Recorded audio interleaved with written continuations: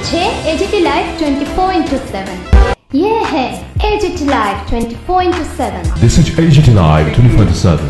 মহাত্মা গান্ধীকে জওহরলাল নেহরুকে অবমাননা করা এটা আমরা তীব্র নিন্দা জানাচ্ছি, ধিক্কার জানাচ্ছি এবং আমরা মনে করি যে সাহিত্য রচনায় বঙ্কিমচন্দ্রের যে অবদান, এই অবদান এটা স্বাধীনতা সংগ্রামে একটা গুরুত্বপূর্ণ ভূমিকা পালন করেছে, তার প্রতি পূর্ণ মর্যাদা আমরা আমাদের এই বিভিন্ন যেটা ন্যাশনাল অ্যান্থেম হিসাবে আমাদের বিভিন্ন কর্মসূচিতে ওয়ার্কিং কমিটির মিটিং থেকে শুরু করে জাতীয় কর্মসূচিতে আমরা সবসময় এর মর্যাদা অক্ষুণ্ণ রেখেছি।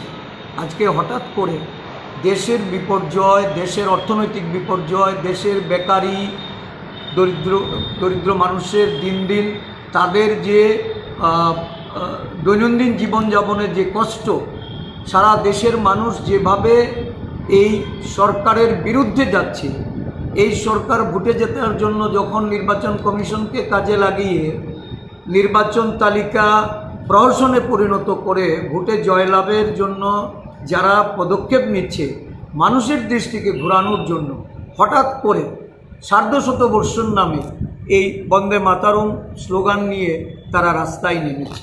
আরে এটা তো জাতীয় কংগ্রেসের এই বন্দে মাতরমের প্রতি আমাদের যে মর্যাদা, এটা নতুন করে আমাদের শেখানোর বিষয় নেই, বরঞ্চ তারা এইটাকে একটা বিভেদের অস্ত্ররূপে প্রয়োগ করছে। বর্তমানে নরেন্দ্র মোদীজির ভাষণ থেকে এটা পরিষ্কার যে ভারতবর্ষে যে বিভেদের রাজনীতি, বিভাজনের রাজনীতি, তারা যে সাম্প্রদায়িকতার রাজনীতিটা ভারতবর্ষের বুকে বপন করার চেষ্টা করছেন, যা আজকে ভারতবর্ষের মানুষ আমাদের জননায়ক রাহুল গান্ধীজির আহ্বানে বিভিন্ন জাতি গোষ্ঠী বর্ণের মানুষ ঐক্যবদ্ধ হয়ে এই সরকারের মোকাবেলায় রাস্তায় নেমেছে, এই সরকারের ভোট চুরির বিরুদ্ধে রাস্তায় নেমেছে, মানুষের গণতান্ত্রিক অধিকার, সাংবিধানিক অধিকার রক্ষার্থে মানুষ যে প্রকাশ্যে এসে প্রতিবাদ করছে, তার থেকে দৃষ্টি ঘোরানোর জন্য আজকে বন্দে মাতরমকে হাতিয়ার করতে চাইছে।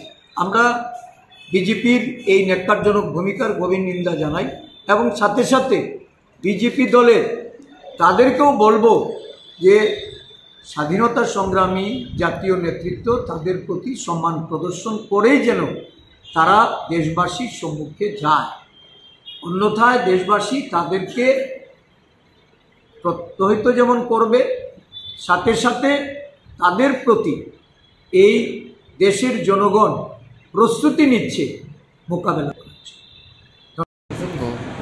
দাদা আজকে মিটিংটা কি? আমাদের এটা রুটিন সাংগঠনিক মিটিং। আজকে বনমালীপুরের ব্লক কংগ্রেস আহত আমাদের বিভিন্ন সংগঠনের পদাধিকারীদের নিয়ে এই সভায় মূলত আমাদের আগামী এই ডিসেম্বর 31 এর মধ্যে আমাদের সংগঠনকে সাজিয়ে তুলতে হবে। মূলত বুথ কমিটি এবং বিএলএস এই কাজগুলি আমাদের সম্পন্ন করতে হবে। আমি আশা করব আমাদের নেতৃবৃন্দ এই বিষয়ে গুরুত্ব আরোপ করেছেন এবং তারা সাংগঠনিক কাজকর্মে তাদের যে দায়িত্ব, এই দায়িত্ব পালন করে চলেছে। আমি একটা অন্য প্রসঙ্গ এখানে অবতারণা করেছি, যেটা হলো ভেরি রিসেন্টলি বন্দে মাতরম এই সঙ্গীতের যে সার্ধশতবর্ষ, এই নিয়ে দেশের প্রধানমন্ত্রী যেমন তার চেয়ারকে কলঙ্কিত করে চলেছে, যথারীতি আমাদের রাজ্যের মুখ্যমন্ত্রী একইভাবে রাজ্যের মুখ্যমন্ত্রীর চেয়ারকেও কুলসিত করে চলেছে।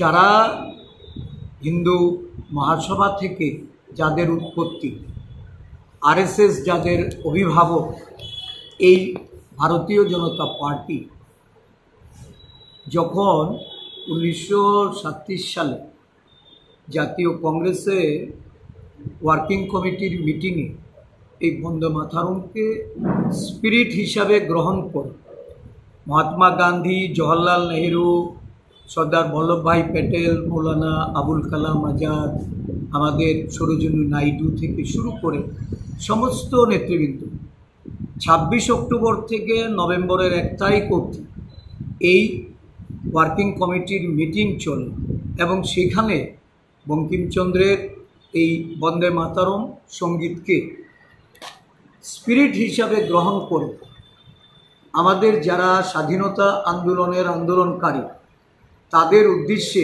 কবিগুরু রবীন্দ্রনাথ ঠাকুর যখন তার পংক্তি গেয়ে ইন্সপিরেশন যোগায়, তখন এই হিন্দু মহাসভা বা আমাদের আরএসএস যাদের পথ ধরে ভারতীয় জনতা পার্টি, তারা সেই দিন এই জাতীয়তাবাদী মনোভাব নিয়ে স্বাধীনতা আন্দোলনে তারা ছিলেন, তাদের কোনো অংশগ্রহণই ছিল না। তারা দেশের স্বাধীনতা সংগ্রামে ইংরেজদের, ব্রিটিশদের সহায়তা করেছে, স্বাধীনতা আন্দোলনকারীদের তারা অবমাননা করেছে, ব্রিটিশের হয়ে তারা সেদিন মুচলেখা দিয়েছে। স্বাভাবিকভাবে